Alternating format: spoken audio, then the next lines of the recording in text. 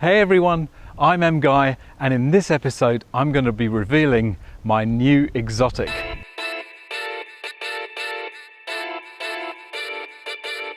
If you're new to the channel, thanks for stopping by. I really hope you enjoy it. And if you like this kind of content with my own cars, a 2011 Mercedes CL 500 and a cute little MG midget from 1971, it'd be great to have you as a subscriber. So just out of shot here is my new Italian exotic. This has been a little while coming because, as you know, if you've been a follower of the channel, had a bit of a bad experience with my Ferrari 360, which I sold back in September, and I've really had a bit of a exotic shaped hole in my channel, and I was always looking to get another exotic back on the channel. It's taken me a long time to decide what I was going to get. If you check out my previous video linked up here, I went through all the process I went through to consider how I was going to get this new car, and eventually found a fantastic example. And so I'm really proud to introduce to the channel my new Italian exotic. Yep, it's a Maserati Gran Turismo. Yes, it's the car that I started the channel with back in 2017. We're going to go for a drive. I'll explain a little bit about why I decided to go back to a Maserati Gran Turismo, and I can tell you a little bit about it. So yes, literally, I have come full circle. For those of you who've been with the channel since the start, which was in August, September 2017, Maserati Gran Turismo Sport with the MC Sportline pack was the very first car on this channel. And yes, it was where the name MGUY came from, Maserati Guy. It's ironic that now, after nearly 5 years of doing this channel and experiencing a number of different cars, obviously this first Gran Turismo back in 2017, then the Audi R8 in 2018, and the Ferrari 360 in late 2019. I'm back where I started, and yes, I know that might seem a crazy thing to do, but I kind of feel that I had to go through that journey, and so I'm really thrilled to be back in a Maserati Gran Turismo. There are a number of reasons for this. Firstly, it is a beautiful looking car, but at the same time it's a practical exotic. It does have 4 seats, has a really decent sized boot. It's practical, but it's also really stunning, and it has, of course, that Ferrari built 4.7 litre engine, so you're kind of getting that Ferrari DNA without having all the hassle of actually having a Ferrari. And the best thing about these cars is, as I've said before, they do make the most beautiful sound, and they really are like an Italian symphony, but also wrapped up in this practical kind of package, which you could use really every day if you wanted to. You could use it every day. I'm not planning to, of course. I'm going to be using my CL as my daily driver, but it really is as exotic as I want to go at this stage, and I'm not going to be doing anything in a hurry with this car. This car is financed. It's going to make it actually lock me in so that I'm not at risk of doing anything stupid like I've done in the past.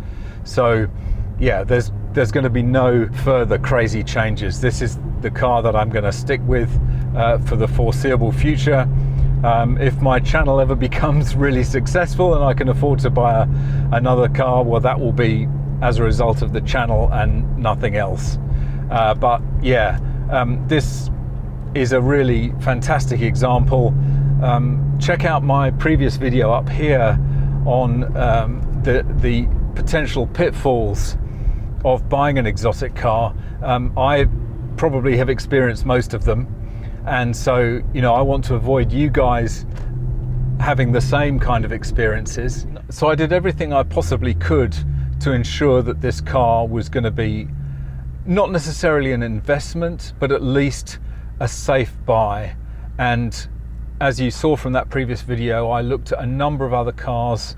I looked at an Aston Martin, I looked at an R8, I looked at a Gran Turismo, which was really came out quite badly in the results of the PPI.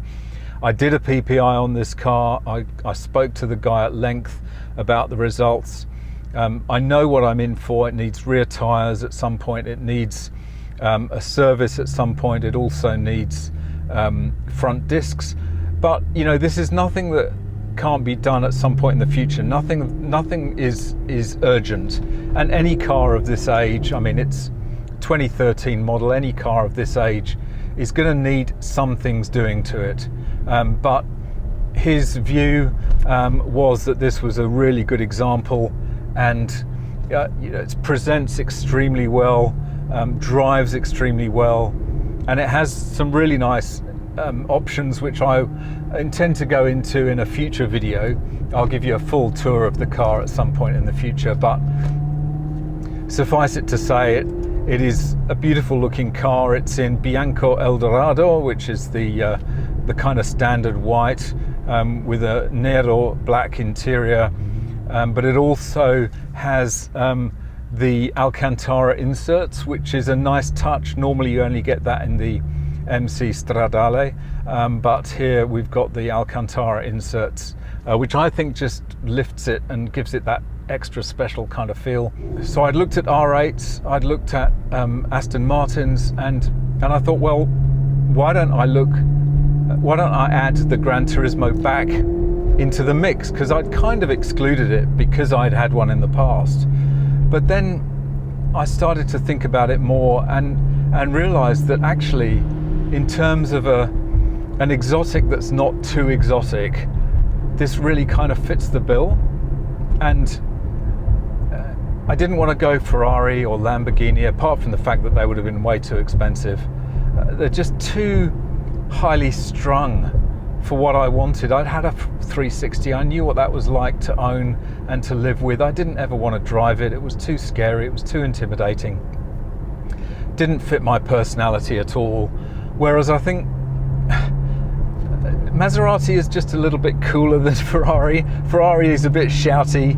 I've always said this, Ferrari is a bit shouty, but Maserati, it kind of flies under the radar, and it's kind of cool, and it doesn't have that same kind of like slightly obnoxious feel to it that, you know, Ferraris can have. And you know, you can take your mates in the back as well. You know, the two very decent sized seats in the back. So yeah, here we are. As I say, I'm really thrilled with this car. I haven't really had much of a chance to drive it really, because the weather in Sydney has been so terrible. I haven't really wanted to go out in pelting rain, so I haven't driven it that much, but thoroughly enjoying it so far. I do want to give a shout out to Vittorio at Scuderia Cavallino Servizio, which is in 5 Dock. I'll leave a link in the description. Vittorio did a fantastic job of doing the PPI. He's an independent specialist. He's had training with Ferrari. I think he's an absolutely excellent person to have on your side if you're looking at an exotic, an Italian exotic. He did a fantastic job, so big shout out to him. So I guess I should just give you a very quick summary of what this car is. It's a Maserati Gran Turismo Sport from 2013. It's the facelifted version with the new front, new seats, etc. It's got the 4.7 litre naturally aspirated V8, and that puts out about 460 horsepower and 520 newton meters of torque. Does 0 to 60 in about 4.7, so it's not, you know, desperately fast, but it's a Grand Tourer but with a real exotic Italian heart. And yeah, I'm absolutely loving it. So that's just about it for this video. Just a really quick introduction to this beautiful new Maserati Gran Turismo. I'm absolutely stoked to be able to find such a brilliant example. I love the white color with the black contrast. I think it just looks so stylish. It's a fantastic looking car. It's in great condition. Thoroughly enjoying driving it so far, and I'm looking forward to many more years of enjoyable motoring in this fantastic car. Let me know in the comments what you think. Do you like the color? Do you like the spec? Always delighted to hear your comments. I hope you enjoy this car on the channel, as I'm sure I'm going to going forward. So thanks very much for watching. I really hope you enjoyed this video. If you did enjoy it, don't forget to smash that like. It'd be great to have you as a subscriber and hit that notification bell. You can follow me on Instagram down here. I look forward to seeing you in the next video. Bye for now.